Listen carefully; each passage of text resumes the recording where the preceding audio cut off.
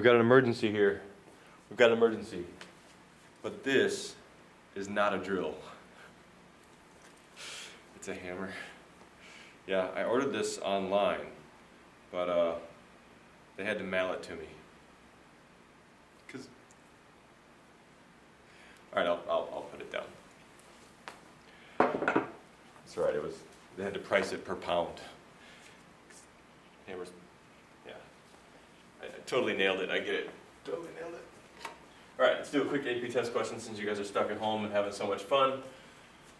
You'd obviously be having more fun here. I get it. So this is integral properties, and this question begins with something that it has to begin with. So this has to be defined in order to be able to work backwards. And they're telling you that it's positive. So you're making the assumption that the area of this is entirely above the x-axis. So all the area is positive. So which of the followings are not necessarily true? Well, if the whole function is above 0, then would the area under the curve from 1 to -1 be above 0? Sure it would. Is this property true? Well, we know this to be true. You can certainly remove a coefficient from an integral, so we know that that's good to go. If we go from -1 to 1, is that necessarily the same thing as doubling 0 to 1? Well, absolutely not. The graph is not guaranteed to be symmetrical. If the graph looks something like this, from -1 to 1, then certainly the area from here to here, if I double that area, I'm not going to get the cumulative area. So it seems to me that this is not necessarily true. For the OCD people like me out there, is this true? Well, if we reverse the bounds, does that negate the integral? It does. And what about this one? Can I go from -1 to 1 by going from -1 to 0 and 0 to 1? Yes. So these are both good. You can almost guarantee you'll see a multiple choice question like this on the AP test. So let's get into it. You guys were working on parts, and the last problem I left you with in the last lesson, you had to go through parts more than once, and it's very tedious to do that. It's very painful. And when you start to notice is that this first term can cause you a major headache, because the goal of this first term is to derive away.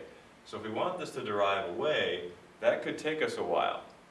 Now 3x squared derives away eventually, so we're going to go through this the long way, and then of course there is a shortcut. You are in luck, there is a shortcut. But let's tediously go through this one more time the long way. So I've got to set up my u, and then I've got to find du. I'm using this as my setup, if you guys recall. I've got to choose my dv, and then I'm going to have to find my v. And I know that this has to derive away in all cases unless there's a natural log. Natural logs break all the rules. So there's my function that's going to derive away.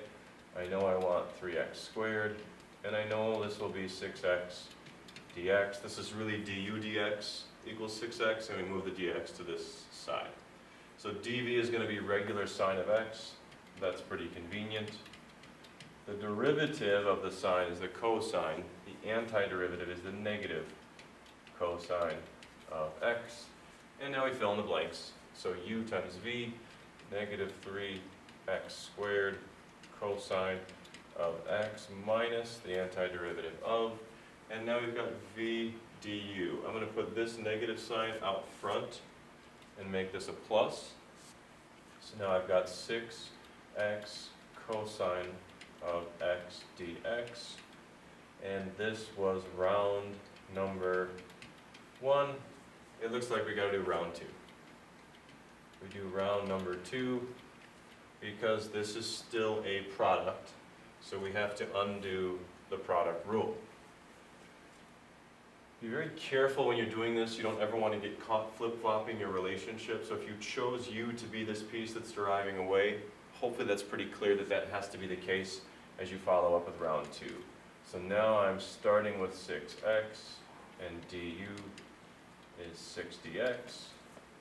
dv in this case is regular cosine since we pulled the negative out front, which means we get a nice value for v. The derivative of sine is cosine, so this will be positive sine. And we go through one more round. Now I'm going to leave this alone Since this is addition, it shouldn't cause too many problems, so I'm just going to focus on this and leave this be. So uv is 6x sine of x minus the antiderivative of v du. And now we get something that is not a product anymore. This is going to work out just great. I'm going to bring this guy back down, and we have negative 3x squared cosine of x. This is plus, so our signs will not change. 6x sine of x. And now what happens here? Well, the antiderivative of sine is negative cosine, and we're going to end up with minus a negative, which will be positive 6 cosine of x plus c. And there is our finished antiderivative. And now I haven't pointed this out before, but I want you guys to notice something. These are just cascading derivatives on down the line. The derivative of this is right there, the derivative of that is right there, the derivative of 6 is gone, and the derivative of cosine, or antiderivative cosine, sine, cosine, they work their way right down the line. So there's where your shortcut lies. The only trick is sorting out the positive and negative signs. So here is a shortcut. Now take a look at this bad boy. How long would this take to derive away? We would be doing 5 rounds of uv vdu. That would be painful. But instead, if you recognize the pattern in this, then all we really need to do is pick out our u's and derive them until they go away. Pick out our dv's and anti-derive them until we run out of u's. So that's what I'm going to do. I made a little table. This is called a tabular shortcut. And I'm going to pick my u such that it's something that's going to derive away. So I'm going to put that in the left of my table. And then my remaining piece, I'll leave the dx off for now, but we know that's tagging along, is going to be e to the 2x. And how big does this table need to be? This table needs to be big enough for this to get down to 0. This has to derive away for a reason. So I'm going to derive this away. So this becomes 10x to the 4th, 40x to the 3rd, and you can see this is going to take a while.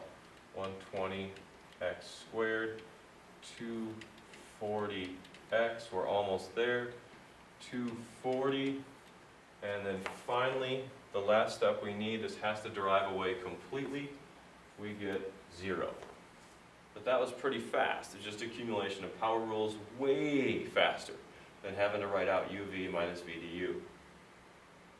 So what about our dv's? Well, remember, we're anti-deriving dv's to get back to v. So we wouldn't bring a 2 in front, we'd be bringing a half in front every single time. So I'd have half e to the 2x. Then I'd need another half in front and another half.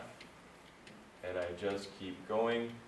I match these up with every single value across. So 1, 2, 3, 4, 5. I need 2 more antiderivatives. So 1 over 32 e to the 2x, and finally 1 over 64 e to the 2x. And now how do we put it all together? Well, these are just products. It's u times v minus v du. And what ends up happening is because of this minus sign in between, every time you do the parts problem, you end up with your original uv. This is dv. So the very first part to your answer is u and v. There is your uv minus the next term. So this next combination of values ends up being negative. And then if we continued with the parts process, we'd end up with another uv minus v du. So this one will end up being minus a minus. So this one ends up being positive. And you can continue this pattern on down the line. Positive, negative, they will alternate all the way down as the number of UV minus VDUs becomes either even or odd as you group it. So I end up with this. This is my original UV. I have my first negative VDU, and then I have my second one, which makes it positive. This is actually my third VDU. Here's my fourth. These are going to group together. And then my last grouping is going to end up being negative. This set right here will finish my antiderivative. And all we have to do is smash these things together, and we are done. Is it still tedious? Maybe a little bit, but way, way better than having to go through round 1, round 2, round 3. Maybe we could take up 5 smartboard screens by the time we actually finish that. So let's write out our answer here. I'm going to try to fit this all in one line so I can see this all on one screen. So the 2 and the half are going to cancel. I'm going to write it way over here to the right. So I'm going to have x to the 5th, and then e, go away, stop it, e to the 2x minus 4th of 10 is going to give me 5 halves. So 5 halves x to the 4th, e to the 2x. Next one is going to be positive. 40 over 8 is 5, x to the 3rd, e to the 2x, and we just keep on going. 120 over 16 minus, and then what's that divisible by? Well, if you're not good at this, it's going to go 60 over 8, 30 over 4, 15 over 2. And then we end up with x squared, e to the 2x. We keep cleaning these up, positive, negative, well the next one must be positive because e to the x doesn't change. 240 over 32, well all I did is double this, and I doubled this, and that one was 15 halves, so this one must also be 15 halves. And now our regular x, e to the 2x, and then finally, last but not least, 240 over 64, well, 240 over 32 was the same as 120 over 16, and that gave us 15 halves. Now we've doubled this, so 15 halves, 2 on the bottom, is going to give us 15 fourths. The x's are finally gone, they derived away, and we're left with just e to the 2x. Of course, don't forget about that guy right there. And that is a long answer, but we got to it very quickly. Quickly, painlessly done. Look at all that antiderivative right there. But using the tabular method, you can get to these antiderivatives really, really fast. I really don't think it's worth using the tabular method if this is just 2x to the first power. One round of UV is the same as writing on a table, circling them and writing diagonally. As soon as this is to the second power, second degree or higher, now the tabular method is going to be a really, really fast method. So let's do a practice of the tabular method. I'll try to go through it a little bit quicker. So here's obviously the piece that I want, negative 2x to the 3rd. That's going to take a derivative and derive away. Sine of x over 2, we're going to have to be careful with this, but that's going to be my dv. And now let's take derivatives until they're all gone. So negative 6x squared, negative 12x, negative 12 and 0. And now we're anti-deriving. So our SIGNs, or signs, we have to be really, really careful with these. So anti-deriving leaves me with negative 2 to cancel the half, cosine of x over 2. Antiderivative of negative cosine is negative sine. So I want negative 2 sine of x over 2. I'm sorry, we don't want 2. We want 2 times 2. So this will be negative 4. Now I'm getting carried away. And now we want, well, this is going to be a negative as we will alternate through. So the antiderivative of negative sine is positive. So we're going to end up with positive 8 cosine of x over 2. And the antiderivative of positive cosine is positive sine, carrying out yet another 2 x over 2. And now we just match these up. The first uv is positive, meaning the sign won't change. The second is a VDU and it's negative. And then we have two negative VDUs. So this ends up being positive. And then finally we have three negative VDUs. So this one ends up being negative. And now we just need to put it all together and we are done really, really fast using the tabular method. Negative 2 times negative 2 is positive 4. And then the x cubed is tagging along for the ride. And we've got cosine of x over 2. Being very careful with our signs. Negative times a negative times a negative will still be negative. 6 times 4 is 24 x squared sine of x over 2. Negative, we end up with minus 96 regular x cosine x over 2. And then finally here, excuse me, what do we get? 192, double negative will be plus 192. The variable has finally derived away. Sine of x over 2 plus c. Ooh, once again, we took up the whole bottom of the board, but again, we're doing parts problems very quickly using the tabular method. Skipping all of those UV steps. Boom, we are done in a heartbeat. So this is great, right? This always works? Nope, sorry, doesn't always work. There are times when this fails, and here is an example of when the tabular shortcut fails. So if you notice here, you can see why it fails. E to the x, if I took a derivative of that 1,000 times, I'd still have e to the x. It's never going to go away. And the derivative of cosine, if I'm looking for something that derives away, it's not going to work. I'm just going to oscillate between the sine and cosine functions forever. So this fails. I know this isn't going to work. If I can't find something that derives away, back to the drawing board. So I have to go back to UV VDU. Since nothing derives away, it doesn't really matter what you pick. So it doesn't matter. The first thing I see is e to the x. I'm just going to pick e to the x. So this is also e to the x. And then I'm going to pick dv to be, well, it says cosine, I'll just pick it to be the cosine. And then of course, v is going to be positive sine. And it seems like this is a waste of time. Why would we do this? If it doesn't work with a tabular, then this is going to go forever too. It actually doesn't. Something really unique is going to happen after 2 rounds. So this is round 1.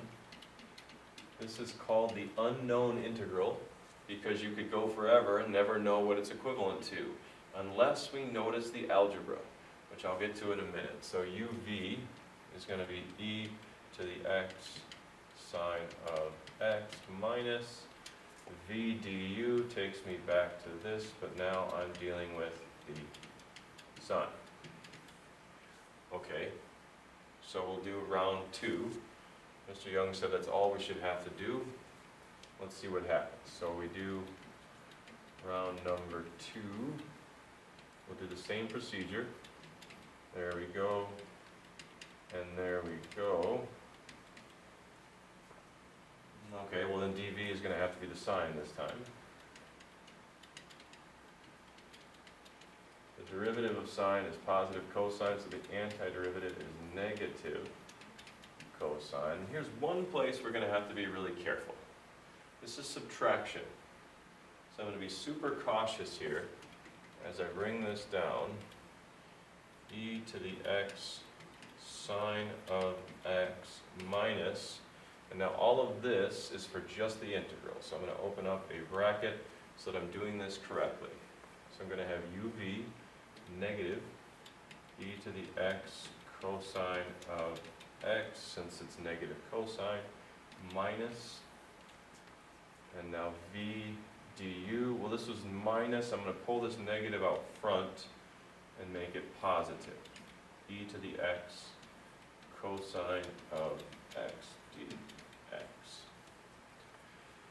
Okay, we're supposed to be able to stop here. Well, let's do one step of cleanup, and you can see now this is futile, right? We're right back where we started. But that's exactly where we want to be. And I'll show you why in 1 second. Let's clean this up.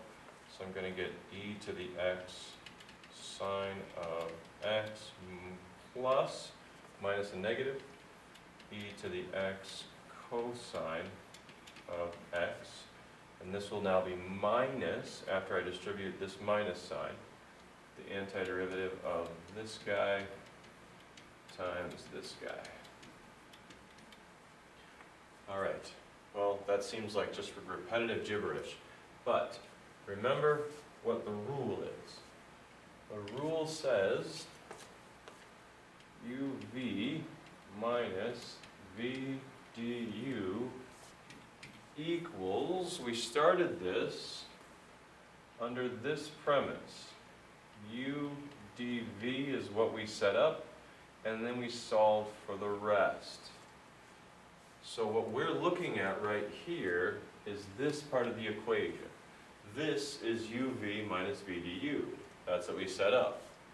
So this right here is u dv.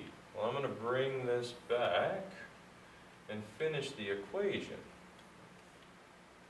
This equation is u dv, so e to the x cosine of x dx equals all of this. The antiderivative of u dv equals that.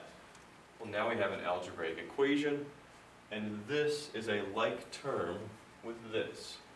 Ooh, look what we can do. Solve this integral. No problem, I'll get this out of the way.